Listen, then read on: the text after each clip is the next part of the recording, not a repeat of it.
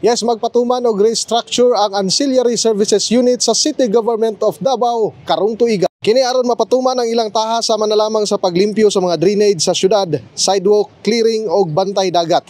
Sumala pa sa labaw sa aso nga si Paul Bermejo sa pakikinabi sa Brigada News FM Davao, gihimo kini aron mahimong epektibo ang performance sila mga personel. Din saad sa mga opisyal nga magpadayon gihapon ang ilang mga pagpanglimpyo diha sa drainage sa syudad kini aron malikayan ang pagbaha karong tuiga.